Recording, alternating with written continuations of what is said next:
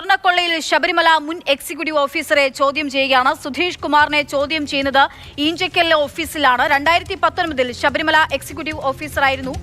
SIT register ചെയ്ത കേസിൽ പ്രതിയാണ് സുധീഷ് കുമാർ. അനന്തകൃഷ്ണൻ വിവരങ്ങളുമായിട്ടുണ്ട്. അനന്തൻ, ഇപ്പോൾ ഈ സുധീഷ് കുമാറിനെ എവിടെ വെച്ചാണ് ഈ ചോദ്യം ചെയ്യൽ നടക്കുന്നത്? എവിടെ വെച്ചാണ്? ഇയാളിൽ നിന്ന് എന്തൊക്കെ കാര്യങ്ങളായിരിക്കും അന്വേഷണ സംഘം ചോദിച്ചറിയുക? അക്ഷയ, തിരുവനന്തപുരം ഈഞ്ചക്കലിലെ ക്രൈംബ്രാഞ്ച് ഓഫീസിൽ SITയുടെ ക്യാമ്പ് ഓഫീസിൽ വെച്ച് തന്നെയാണ് സുധീഷ് കുമാറിനെയും ചോദ്യം ചെയ്യുന്നത്. ഇപ്പോൾ ചോദ്യം ചെയ്യൽ തുടരുകയാണ്. 2019 ശബരിമല എക്സിക്യൂട്ടീവ് ഓഫീസറായിരുന്നു സുധീഷ് കുമാർ. ഇതിനൊപ്പം തന്നെ പിന്നീട് വാസു ദേവസ്വം പ്രസിഡന്റായിട്ടിരുന്നപ്പോൾ അദ്ദേഹത്തിന്റെ പ്രൈവറ്റ് സെക്രട്ടറി ആയിട്ടും സേവനം അനുഷ്ഠിച്ചിട്ടുണ്ട്. 2022 സർവീസിൽ നിന്ന് വിരമിക്കുകയും ചെയ്തു. SIT ഇപ്പോൾ രജിസ്റ്റർ ചെയ്തിരിക്കുന്ന ദ്വാരപാലക പാളികളിലെ സ്വർണ്ണ കവർച്ച കേസിലെ 3ാം പ്രതിയാണ് സുധീഷ് കുമാർ. FIRൽ 3ാം പ്രതിയാണ്. ഈ കേസിൽ പ്രധാനപ്പെട്ട പങ്ക് ഉണ്ട് എന്ന് സംശയിക്കപ്പെടുന്ന പ്രതി കൂടിയാണ് സുധീഷ് കുമാർ. കാരണം 2019 ദ്വാരപാലക പാളികളിൽ ഉണ്ടായിരുന്നത് സ്വർണ്ണമല്ല, ചെമ്പാണ് എന്ന് എഴുതുകയും ഉണ്ണികൃഷ്ണൻ പോറ്റിക്ക് അത് കൊടുത്തുവിടാൻ നിർദ്ദേശം നൽകുകയും ചെയ്തുകൊണ്ട് ശുപാർശ കത്ത് ദേവസ്വം ബോർഡിലേക്ക് അയച്ചത് ഈ സുധീഷ് കുമാറാണ്.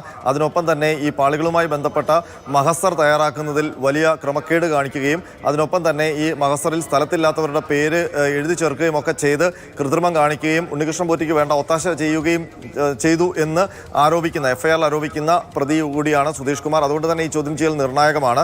അന്നത്തെ അഡ്മിനിസ്ട്രേറ്റീവ് ഓഫീസറായിരുന്ന മുരാരി ബാബുവിൻ്റെ നിർദ്ദേശങ്ങൾ എല്ലാം അംഗീകരിച്ചുകൊണ്ട് ബോർഡിലേക്ക് ആ കാര്യങ്ങൾക്ക് നിർദ്ദേശം നൽകിയത് സുധീഷ് കുമാറാണ്. സുധീഷ് കുമാറിൻ്റെ നിർദ്ദേശമാണ് അന്ന് ബോർഡ് അംഗീകരിക്കുകയും അതുവഴിയാണ് ദ്വാരപാലക പാളികളിലെ സ്വർണം പൊതിഞ്ഞ കവചങ്ങൾ ഉണ്ണികൃഷ്ണൻ പോറ്റിയുടെ പക്കൽ കൊടുത്തുവിടുകയും പിന്നീട് അത് സ്മാർട്ട് ക്രിയേഷൻസിൽ എത്തുകയും ഒക്കെ ചെയ്തത്. അതുകൊണ്ട് ആ ബോർഡിൽ എന്ത് സംഭവിച്ചു? അന്നത്തെ A. പത്മകുമാർ നേതൃത്വം നൽകുന്ന ദേവസ്വം ബോർഡ് 2019 എന്തടിസ്ഥാനത്തിലാണ് ഈ സുധീഷ് കുമാറിൻ്റെ ശുപാർശയ്ക്ക് അനുമതി നൽകിയത് എന്ന കാര്യത്തിലേക്ക് വെളിച്ചം വീശാവുന്ന വിവരങ്ങൾ ലഭിക്കാവുന്ന ഒരു പ്രതിയാണ് സുധീഷ് കുമാർ. അതുകൊണ്ട് തന്നെ ഈ കേസിൽ ഈ ചോദ്യം ചെയ്യൽ നിർണായകമാണ്.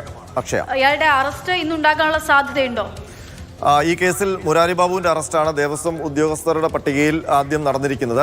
ഇപ്പോൾ സുധീഷ് കുമാറിൻ്റെ ചോദ്യം ചെയ്യലാണ് നടക്കുന്നത്. ഈ ചോദ്യം ചെയ്യൽ എപ്പോൾ തീരും എന്നുള്ള കാര്യത്തിൽ വ്യക്തതയില്ല. പക്ഷേ അറസ്റ്റിനുള്ള സാധ്യത കൂടുതലാണ്. കാരണം മുരാരി ബാബുവിനൊപ്പം തന്നെ ഈ കേസിൽ പ്രധാന പങ്കുണ്ട് എന്ന് സംശയിക്കപ്പെടുന്ന പ്രതിയാണ്.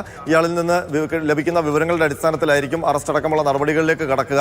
ഏതായാലും ഈ സ്വർണ്ണക്കൊള്ളയിൽ പ്രധാനപ്പെട്ട പങ്കുണ്ട് എന്ന് അനുമാനിക്കുന്ന മുൻ ഉദ്യോഗസ്ഥൻ തന്നെയാണ്, ദേവസ്വം ബോർഡ് ഉദ്യോഗസ്ഥൻ തന്നെയാണ്. മാത്രമല്ല പ്രധാനപ്പെട്ട പദവികളിലിരുന്ന ഉദ്യോഗസ്ഥൻ കൂടിയാണ് സുധീഷ് കുമാർ. അതാണ് ഈ സുധീഷ് കുമാർ. നമ്മൾ നേരത്തെ തന്നെ അന്വേഷണം മറ്റൊരു ഘട്ടത്തിലേക്ക് കടക്കുന്നു, ദേവസ്വം ഉദ്യോഗസ്ഥരിലേക്ക് നീങ്ങുമ്പോൾ എന്നുള്ളത് വ്യക്തമായിരുന്നു.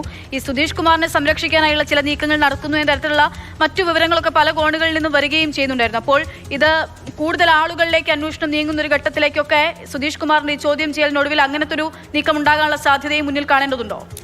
തീർച്ചയായിട്ടും അക്ഷയ, ഇതിനകത്ത് ഉണ്ണികൃഷ്ണൻ പോറ്റിയിലും ഗോവർദ്ധനിലും മുരാരി ബാബുവിലും മാത്രം ഈ അന്വേഷണം ഒതുക്കാൻ കഴിയില്ല എന്നുള്ളൊരു വിലയിരുത്തലാണ് ഇന്നലെ SITയുടെ യോഗത്തിൽ ഉണ്ടായത്. കാരണം ഈ സ്വർണ്ണക്കൊള്ള ഇവർ നടത്തിയെങ്കിൽ അതിന് അന്നത്തെ ദേവസ്വം ബോർഡുകൾ അവരുടെ അനുമതി കൂടി ഉണ്ടായിരുന്നു എന്നുള്ളത് വസ്തുതയെ നിലനിൽക്കുകയാണ്.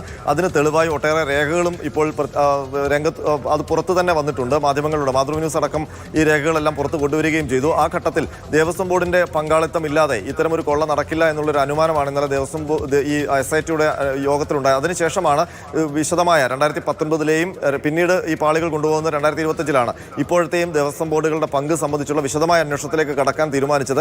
അതിന്റെ ഭാഗമായി ഇനി ഈ പ്രതി ചേർക്കപ്പെട്ട ദേവസ്വം ബോർഡ് ഉദ്യോഗസ്ഥരെ വിളിച്ചു വരുത്തി ചോദ്യം ചെയ്യുകയാണ്.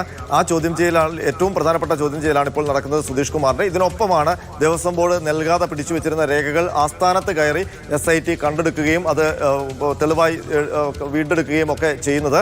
അതിനൊപ്പം തന്നെ ബോർഡ് പ്രസിഡന്റുമാരുടെ പങ്കാളിത്തം കൂടി പരിശോധിക്കുകയാണ്. കാരണം ബോർഡ് പ്രസിഡന്റ് അടക്കമുള്ള ദേവസ്വം ബോർഡാണ് ഈ പാളികൾ ഉണ്ണികൃഷ്ണൻ പോറ്റിക്ക് കൊടുത്തുവിടാനുള്ള അന്തിമമായ തീരുമാനത്തിലേക്ക് എത്തിയത്. അതിൻ്റെ ചേതോവികാരം എന്താണ്? എന്തുകൊണ്ടാണ് ബോർഡ് അങ്ങനെ ഒരു തീരുമാനത്തിലേക്ക് എത്തിയത്? ശരിക്കും പറഞ്ഞാൽ അന്നത്തെ ഈ മാനുവലൊക്കെ അനുസരിച്ച് ഈ ഒരിക്കലും പുറത്തു കൊണ്ടുപോകാൻ പാടില്ലാത്ത ഉരുപടികളാണ് ശബരിമലയിൽ നിന്ന് കൊണ്ടുപോയത്. അതിന് ഉദ്യോഗസ്ഥരുടെ മാത്രം ഒത്താശ കൊണ്ട് അങ്ങനെ കൊണ്ടുപോകാനും കഴിയില്ല. അപ്പോൾ ബോർഡിൻ്റെ തന്നെ അനുമതി ഇതിനുണ്ട്. എങ്ങനെ എങ്ങനെയാണ് ദേവസ്വം ബോർഡ് ഇതിന് അനുമതി നൽകിയത്? അതിന് കൂടുതൽ സമ്മർദ്ദങ്ങൾ മുകളിൽ നിന്നുണ്ടായിട്ടുണ്ടോ? ഇതൊക്കെയാണ് ഇനി അറിയേണ്ടത്. അപ്പോൾ മുരാരി ബാബുവിന്റെ ചോദ്യം ചെയ്യൽ പൂർത്തിയായി. അടുത്ത ഘട്ടം സുധീഷ് കുമാറാണ്. 2019 ശബരിമല എക്സിക്യൂട്ടീവ് ഓഫീസറായിട്ട് ഇരുന്നത് സുധീഷ് കുമാറാണ് ദേവസ്വം ബോർഡിലേക്ക് ശുപാർശ, ഇത് ഉണ്ണികൃഷ്ണൻ പോറ്റിക്ക് കൊടുത്തുവിടാനുള്ള ശുപാർശ നൽകുന്നത്. അപ്പോൾ അയാളുടെ ചോദ്യം ചെയ്യൽ ഈ കേസിൽ ഏറ്റവും പ്രധാനപ്പെട്ട ചോദ്യം ചെയ്യൽ തന്നെയാണ്. പ്രധാനപ്പെട്ട വിവരങ്ങളാണ് സുധീഷ് കുമാറിൽ നിന്ന് SIT പ്രതീക്ഷിക്കുന്നത്. അക്ഷയ.